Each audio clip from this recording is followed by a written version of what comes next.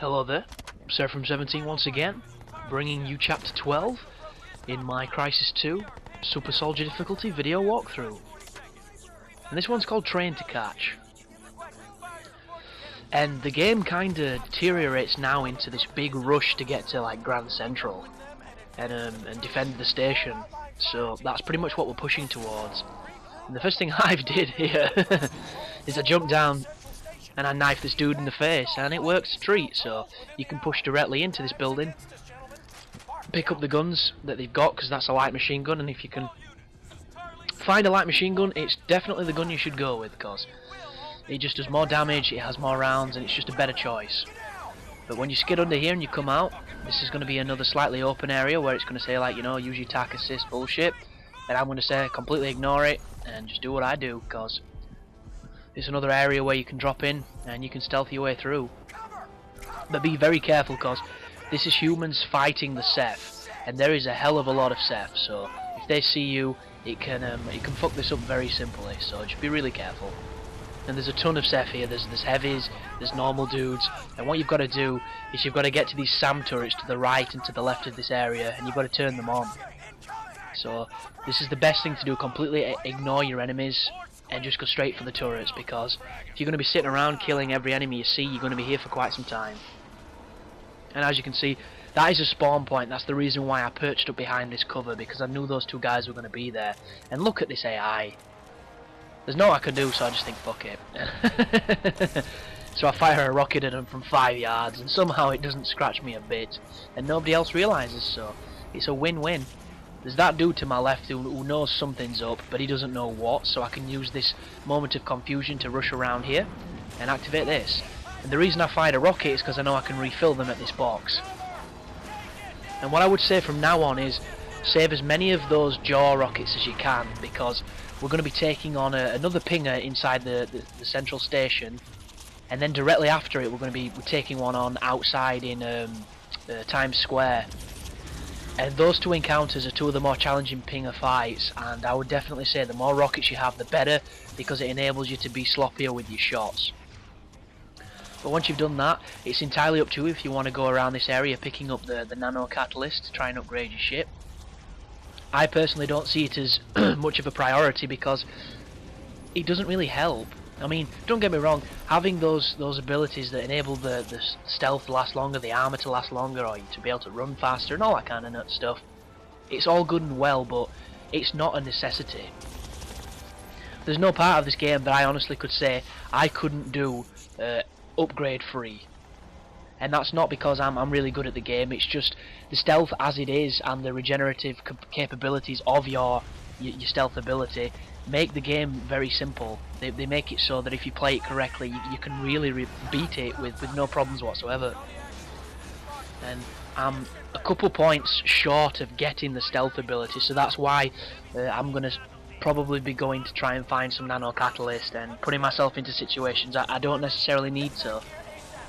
So this is all personal preference right now. You don't have to do what I'm doing. You can just go into cloak and go on to where the waypoint is pointing, or you can look for trouble like I am, because I'm wanting to get those upgrades as quick as I possibly can.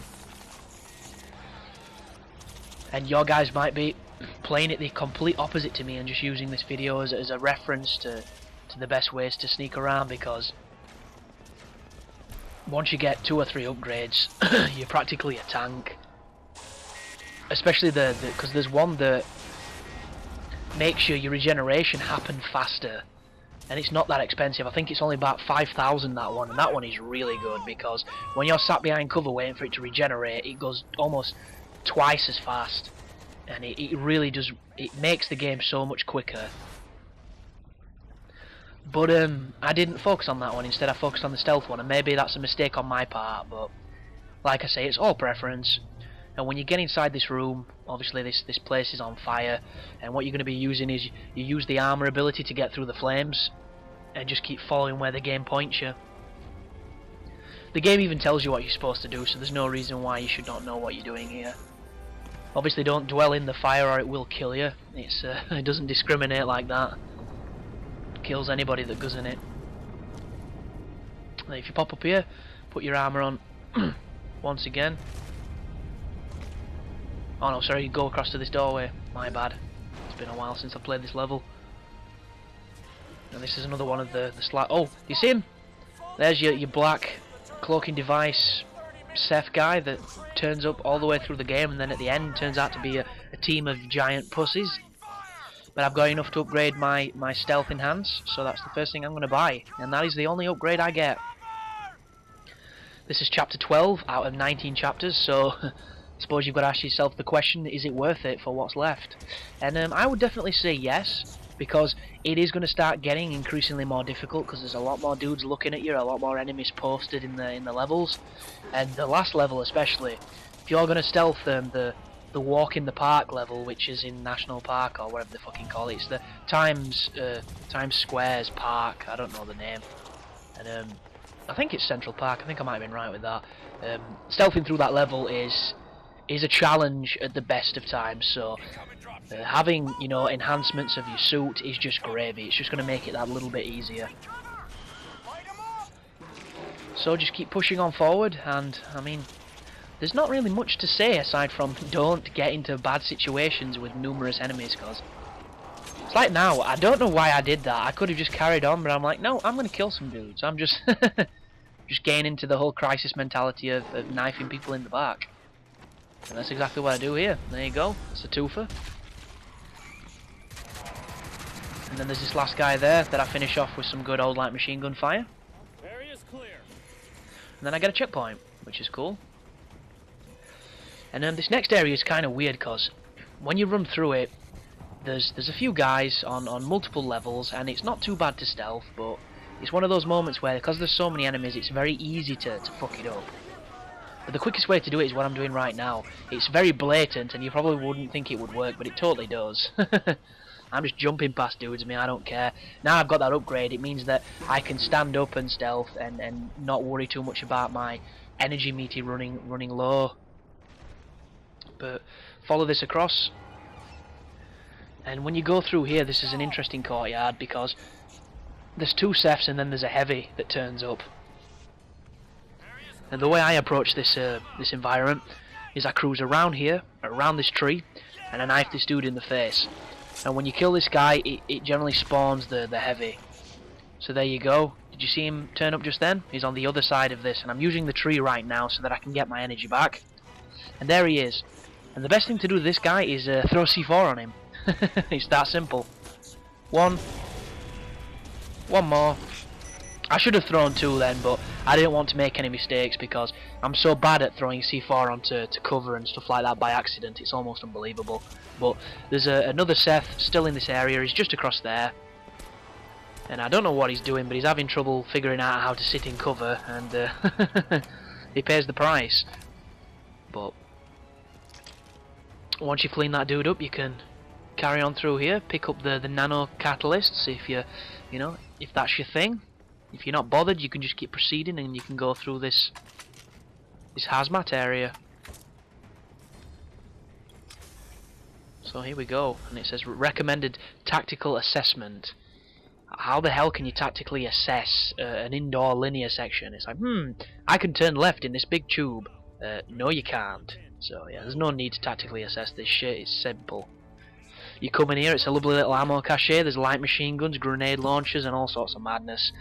And I've just picked up the grenade launcher then, and the reason for this is because I know what's coming. And I would pretty much say do the same. And that's the... did you see it? See how his hand's out first and then the gun comes? This is just me being silly. This is the kind of shit that I notice when I'm playing through games, because I'm so impatient to push forward, and they're obsessed with making you wait. But when you come out here, this is another open section, and there's going to be a handful of Seth that turn up, and there's going to be a couple of heavies. And I think this is one of those sections where you actually have to kill people before you can trigger the next part of the game, so the best strategy for this area is to be as aggressive as you can. Obviously don't be reckless, because recklessness is just going to make you see the game over screen, but definitely push into where they're coming. So we see that they're spawning across there, they're all crash landing in, and that's a heavy, that's a big lad. And to my right I see a bit of gunfire, so I know there's going to be a Seth on the other side of this box. But he's running away from me. He's got his back to you, he's an easy stealth kill. There's a free kill there, that's one down. It's just a case of going through and cleaning up his mates now. So I'll wait for my energy to replenish and I can cruise around. Oh, another guy. Nice stealth kill on him. And my buddies over there have got the heavy so pissed off that he's over in the distance attacking him, so I think, why not? And I go full auto on his back, and believe it or not, this actually kills him. It takes about 70 bullets, but he dies. So there you are. And there's your checkpoint once you've killed them all. The checkpoint well earned, that one. So pick up the nanos, refill everything you've got. And another moment here, when this gate opens, when you open it, don't rush out onto the road, or else the vehicles will run you down and you will die. It's happened to me. It nearly happens to me here. I'm like, shit, shit, shit, get back. And that's why I shoot at his car, because he killed me last time. But jump up there. And this is weird, this. Look, when you press the trigger, it's a nice animation, but why does he move his thumbs to press his index fingers? Hold your hands out right now. Press your index fingers. How much do your thumbs move? Mine don't move at all, and it makes me think maybe it's the recoil of the gun that's making his thumbs move, but if you watch him when he fires, he does it for laugh. But yeah, that's the end of Chapter 12, guys. Thanks for watching. You take care now.